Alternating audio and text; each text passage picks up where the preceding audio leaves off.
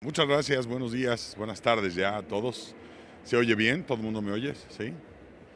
La verdad es que me da mucho gusto estar aquí con ustedes.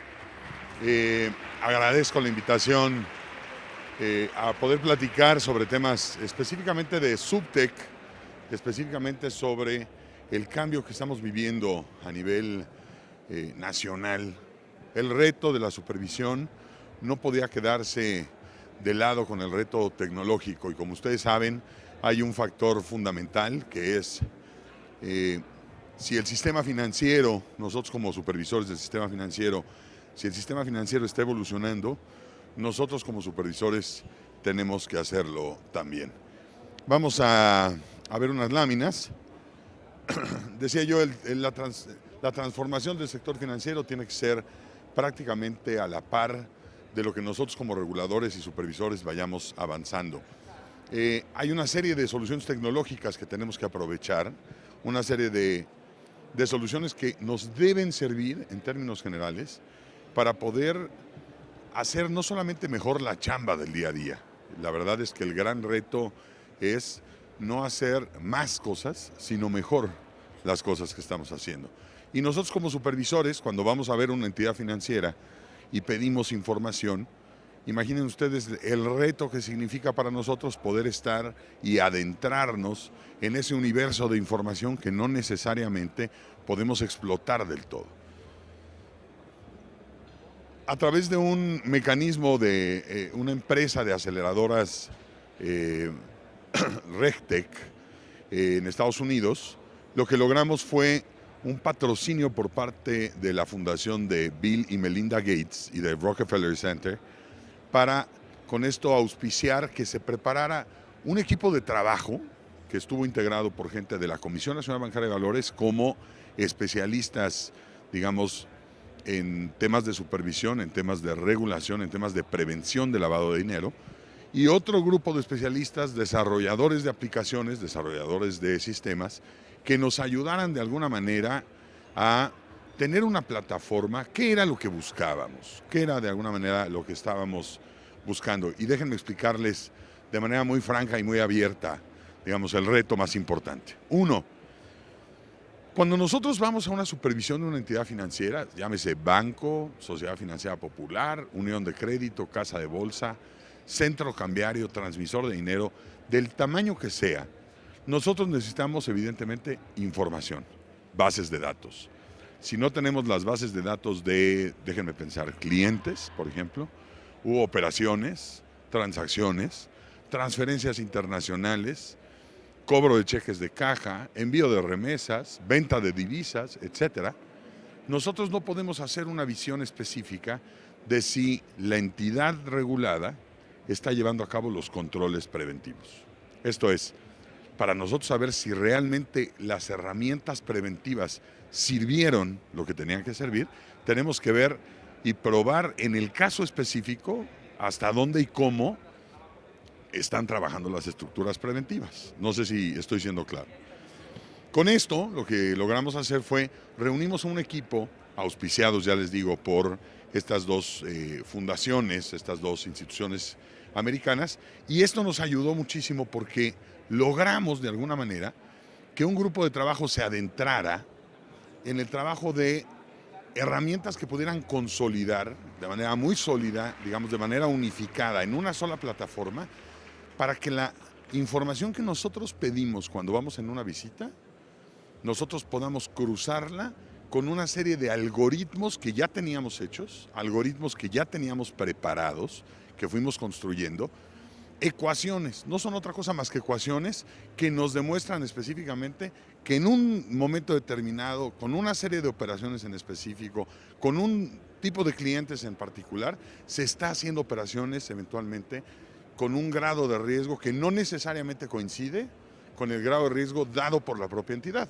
Si la entidad eventualmente pone, les pongo un ejemplo práctico, a un cliente determinado como un cliente con un grado de riesgo bajo o medio, a lo mejor los productos que está manejando ese cliente o las transacciones que está haciendo ese cliente o los países a donde está enviando dinero ese cliente no corresponden necesariamente a la métrica digamos, de riesgo.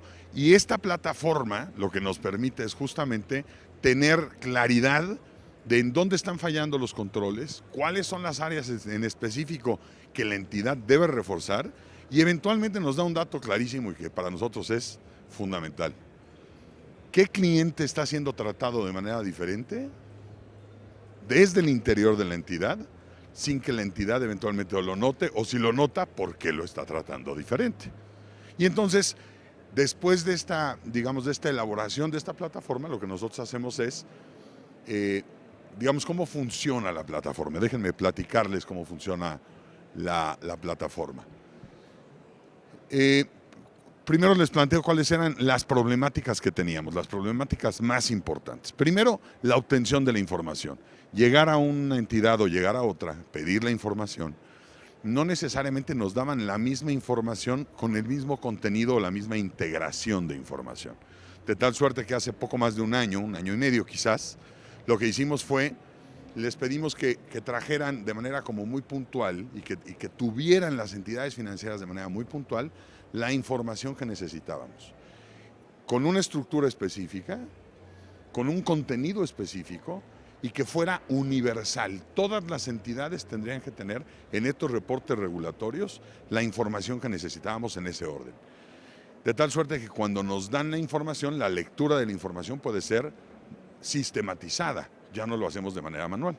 De tal suerte que primero el tiempo de la recopilación y la validación de la información, antes nos llevaba muchísimo tiempo. Antes íbamos a la entidad, pedíamos discos, CDs, y veníamos de la entidad después de la visita con un montón de CDs, llegábamos a la oficina y veíamos a los inspectores ahí preocupados por el tema de la revisión de bases de datos, se ponían a evaluar estas bases de datos con los CDs y finalmente, después de un ratote, unas varias semanas, empezaban a hacer este cruce de información. Un cruce que además no existe cerebro humano, bueno, por lo menos no en mi oficina, que pueda procesar 30 millones de clientes, por ejemplo, en un banco, con sus respectivas operaciones y cuadrar y hacer cruces de información para saber qué tan bien o qué tan mal está llevada la información. De tal suerte que lo primero que hicimos fue crear un prototipo a través de APIs, de APIs, a través del cual se recibe y se valida la información. Con esto solucionamos evidentemente un obstáculo importante y desde ya vamos a estar piloteando y llevando a cabo la supervisión con estas interfaces de comunicación tecnológica. Problemática número 2, el análisis de los grandes volúmenes, ¿no? Les decía yo, no hay manera de leer esa cantidad, de tal suerte que lo que hace esta plataforma, una vez que está conectada, nosotros le desarrollamos, y me voy un poco más para acá, elaboramos 4 procesos de conciliación de la información y después en el tema de Machine Learning pusimos una serie de patrones de riesgo a través de 45 procesos de, digamos, de algoritmos. ¿Qué significa esto? Quien conoce del tema de riesgos en materia de prevención de lavado de dinero, ustedes saben que tú puedes generar un algoritmo de, les invento, harina más chocolate, más huevo, más leche es igual a pastel de chocolate. Tenemos una ecuación natural con los ingredientes naturales que tenemos. Probabilidad, exposición al riesgo e impacto, ergo tienes un riesgo latente. Probabilidad y exposición al riesgo desde el interior, tienes una vulnerabilidad. No es lo mismo una exposición al riesgo desde fuera que una vulnerabilidad desde adentro. Bueno, pues cada uno de estos ingredientes temáticos, cuando tú puedes hacerlos en secuencia y esa secuencia eventualmente puedes forjar una ecuación o un algoritmo, ese algoritmo concretamente te puede dar información si lo nutres con información de diferentes plataformas. De tal suerte que los algoritmos entre sí comienzan a interactuar y generan una inteligencia artificial. Hoy día, para acabar un poco este resumen, conectamos la plataforma, esta aplicación, esta plataforma específicamente desarrollada de supervisión. Ustedes conectan, las entidades conectan sus bases de datos a esta plataforma y nosotros a través de la nube Y de estos algoritmos podemos, con una serie de teclados o de dashboards, ¿no? de tableros de control, saber y hacer una serie de posiciones de riesgo y saber dónde están las operaciones más riesgosas de la entidad, dónde tiene mitigantes más sólidos, dónde eventualmente está haciendo operaciones donde no tiene los mitigantes que tiene que tener, etcétera, etcétera, etcétera. Y cada uno de estos elementos lo que nos ayuda a nosotros es hacer una supervisión más asertiva. Somos mucho más puntuales. Antes llegábamos y te decíamos, oye, te recomiendo que de alguna manera metas en el manual la política de tal o cual cosa. Hoy ya no.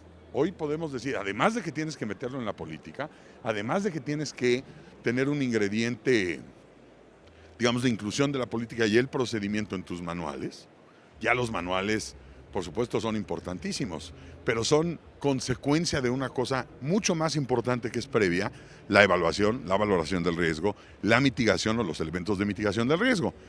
Si no tienes esta valoración y esta mitigación, evidentemente para nada o para poco te sirve un manual, porque un manual está absolutamente desfasado a la realidad operativa. Esto nos permite que cuando nosotros tenemos los resultados en estos dashboards o en estos tableros, podemos o tenemos la capacidad de pedir información mucho más puntual. A ver, dame el expediente de fulanito, sutanito y la empresa tal. ¿Por qué? Porque estos tableros nos enseñaron, ya nos mostraron la capacidad que tiene tu entidad operativamente hablando de detectarles o no operaciones de riesgo. Y entonces ya de manera mucho más puntual, ya no pedimos dame, pues así medio, un corte de caja de 32 millones de expedientes, dame 1000 para ver cómo están integrados. Por supuesto vamos a revisar integración de expedientes, eso no se puede ver sistémicamente, pero pues vámonos a los expedientes específicamente que más riesgo pueden tener, que más operaciones tuvieron, que incidieron en operaciones en zonas geográficas donde eventualmente tu propia entidad, en su calibración de riesgos, calificó como más o menos vulnerable. ¿Sí me explicó? Es una plataforma que nosotros en general, les confieso, nos tiene no solamente entusiasmados, contentos, sino muy echados para adelante. Estamos muy satisfechos con lo que estamos haciendo, porque además, estos son como las bolas de nieve, pero digo yo, positivas. Es una bola de nieve positiva porque se inicia con un proceso, va aprendiendo ese proceso y al rato tienes un proceso o una plataforma de supervisión tal que te permite ir fortaleciéndola y cambiando también el enfoque de la supervisión. Nosotros tenemos que saber, como supervisores, que el mundo está cambiando. Y nosotros planteo un poco como el ejemplo, el símil, cuando tú vas con un doctor y sale el doctor con su mochilita negra, ¿no? La abre, te sienta, te revisa las rodillas, a ver si tienes el famosísimo reflejo, te oye el corazón. Evidentemente la inspección clínica es importantísima, pero hay doctores que ya hoy te ponen un aparatito que te está monitoreando todo un día, te piden en teléfono celular si traes de estos relojes inteligentes para saber ciertas mediciones que ni tú mismo sabías que traías puestas, ciertas mediciones que te son de gran utilidad, y esto de alguna manera adelanta en esa, digamos, en esa métrica clínica que hace un doctor para saber con qué tipo de paciente está sentado. Yo soy un fumador, por ejemplo, y cuando me pregunta el doctor, oiga, ¿usted fuma? Yo le digo, sí, ¿no? Mucho, de inmediato dices, pues 2 o 3, ¿no? Cuando mucho 5 o 6. La verdad es que a lo mejor te fumas 15, ¿no? ¿Usted hace ejercicio? Pues trato, ¿no? Esa es la respuesta típica del, bueno, ¿qué no me ve? ¿No? Trato de hacer ejercicio. Oiga, muy bien. ¿Y cómo hace usted ejercicio? ¿Cada cuándo hace ejercicio, no? Ya no te preguntan si hace ejercicio. A ver, présteme su teléfono, ¿no? Y ven cuántos pasos más o menos en promedio haces al día. Y te dice, oiga, usted está haciendo 6,000 pasos, tiene que hacer más de 10,000. Ya sabe a ciencia cierta si le estás viendo la cara o no. Está cambiando la forma de analizar, está cambiando la forma de supervisarnos, de revisarnos, de hacernos diagnóstico, pero también está cambiando el reto de, hace poco platicaba yo y lo cuento rápidamente, las grandes historias o la literatura de niños, ¿no? Los cuentos de los niños. Todo el mundo se acordará de Caperucita Roja, Blancanieves y los siete enanos, Hansel y Gretel, ¿no? Imaginen hoy día a Hansel y Gretel en el bosque, paseando, si Hansel o Gretel le hubieran traído uno de estos, ¿no? Uno como estos en la mano, me imagino perfecto te mando mi ubicación, ¿no? Estoy medio perdido, pero nos vemos al rato, ¿no? El mensaje que eventualmente mandara Caperucita Roja a la abuelita, ¿no? Abuela, no le abras, es un leñador, luego te cuento. O el mensajito que recibiera alguien de no le des una mordida a esa manzana porque está envenenada. Cambiaría absolutamente la concepción de los cuentos clásicos. Bueno, pues así como mataríamos parte de ese encanto en esas novelas, también estaríamos hoy, si no tuviéramos estas herramientas, desaprovechando parte de la genialidad de las nuevas historias que se pueden generar, de los nuevos retos que podemos tener en la supervisión, en el cumplimiento normativo. Yo siempre pregunto y hago un poco el hincapié, todos los que estamos encargados del tema de cumplimiento, que de alguna manera tenemos un tema de compliance, no necesariamente de prevención de lavado de dinero, puede ser anti-bribery o corrupción y soborno, puede ser en temas de mercados, puede ser en temas de atención a clientes, puede ser, en fin, hay mucho medioambiental, socialmente responsable. Los temas de compliance hoy día no nada más son el checklist del cumplimiento normativo. Tenemos que valorar los riesgos a los que estamos sujetos, los riesgos que eventualmente estamos enfrentando y cuáles son los grandes mecanismos que nos pueden permitir con menos hacer más. He contado muchas veces una anécdota que a mí me resulta particularmente interesante, que es hace muchos años, muchos ya, estando en la primaria, una maestra nos dijo que como nos habíamos portado muy mal, no íbamos a salir al recreo si no terminábamos de hacer una ecuación que para nosotros era como escalar el Monte Everest, ¿no?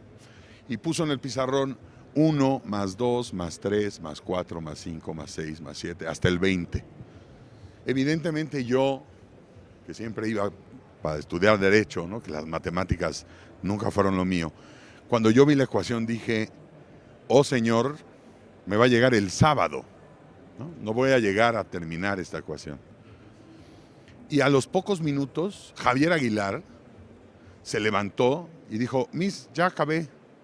Todo el salón evidentemente lo volteamos a ver como diciendo, no es cierto, lo inventó, se lo inventó, no puede ser, no es real. Pues entregó la prueba, la maestra la vio y dijo, sí, puede salir al recreo. Evidentemente nos quedamos con la intriga, resolvimos el ejercicio. Yo creo que todavía alcancé a tomar agua en el bebedero y me regresé, o sea, ya se había acabado el recreo. Evidentemente, yo nunca he sido bueno para esas operaciones. Y cuando regresamos, le preguntaron a Javier Aguilar, oye Javier, ¿cómo le hiciste, no? Nosotros aplaudimos como los de aquí al lado, así de, qué bárbaro, maestro, ¿no? Y dijo, muy fácil. Me di cuenta que si yo quitaba el 20 final, 1 más 2 más 3 más 4 hasta el 20, yo quitaba el 20, era 1 más 19, 2 más 18, 3 más 17, 4 más 16, 5 más 15, y eran 20, 20, 20, 20, 20. Entonces fui tachando, eran 20, 20, 20, me quedó el 10 en medio, eran 210. Ese es el resultado, ¿no? Y todos nosotros, claro, pues obvio, ¿no? Pues cómo no, pues, ay, pues sí, estaba facilísima la solución del problema. Y la maestra explicó, todos ustedes son muy inteligentes muchachos, pero el muchacho Javier, ese es genial. Aprendió a hacer lo mismo de manera más rápida por otro mecanismo que le salió mucho más fácil.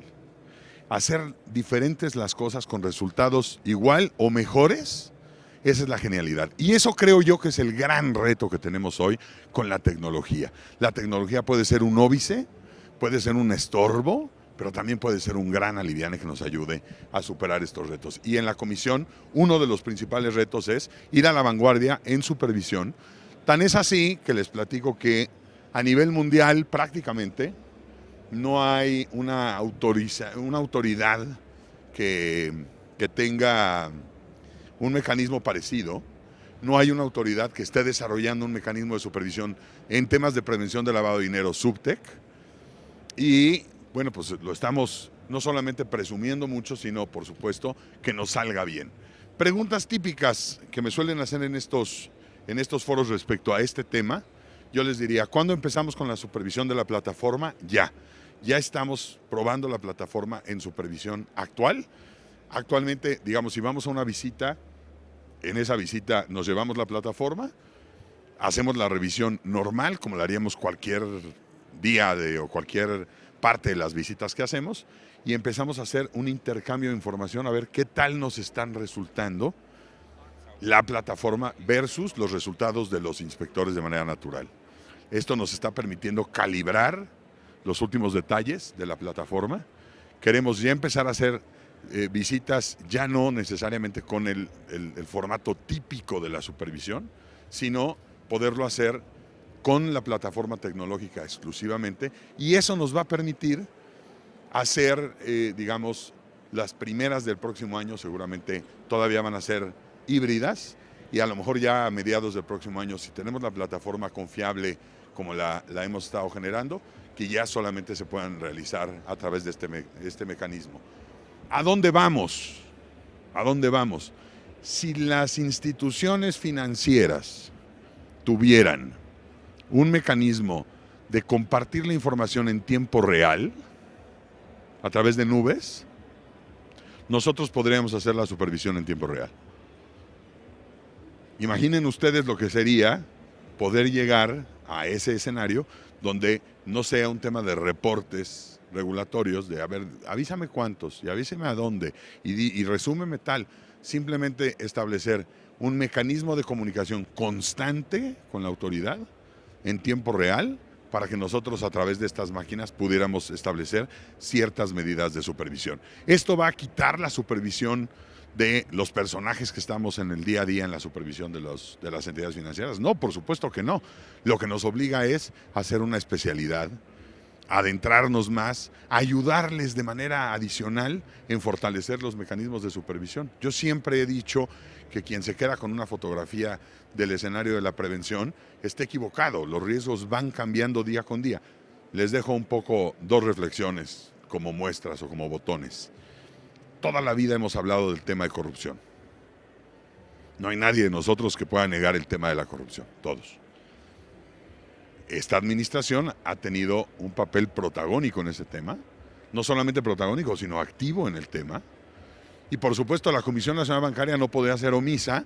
Desde que Gafi nos evaluó hace un par de años, preparamos una guía anticorrupción, una guía que nos permitiera dar o generar las mejores prácticas a nivel mundial de dónde puede haber incidencias en temas de corrupción. Por ejemplo, que un funcionario público, un oficial de cumplimiento de un banco esté esperando que en esa cuenta de ese PEP entre un balonazo de 2 millones de pesos en efectivo para salir con su alarma y con su reporte y decir, hey, aquí hay un reporte de operaciones relevantes e inusuales. Pero a lo mejor no estamos esperando necesariamente a que solamente entre capital en efectivo. Yo les diría, ¿y la cuenta que no tiene movimiento? El funcionario público que recibe su nómina y 2, 3, 4, 5 meses después no lo toca. No necesariamente tenemos que ver entrar algo, sino también el propio comportamiento del cliente dentro de la cuenta puede generar señales de alarma. Y eso es justamente de lo que trata la guía anticorrupción. Otro factor importante, el tema fiscal. La reforma a temas fiscales que viene en puerta, que está en Congreso, ¿va a tener algún tema de impacto? Yo creo que sí. De tal suerte que, ¿qué hacemos? ¿Nos esperamos a tener un marco jurídico que cambie y que se modifique para implementar el tema de prevención de corrupción y de tema fiscal? ¿Nos esperamos a que se modifiquen las normas? ¿O vamos viendo y vamos pensando desde el interior de las entidades y nosotros como supervisores cómo implementar mejores prácticas, cómo implementar medidas precautorias para poder atender riesgos que estamos viendo latentes? Yo estoy a sus órdenes, no sé si hay algún esquema de preguntas y respuestas, pero bueno, el tiempo, estoy a 34 segundos de acabar, no quiero consumir más tiempo. Les agradezco enormemente su atención y les deseo un gran día. Muchas gracias.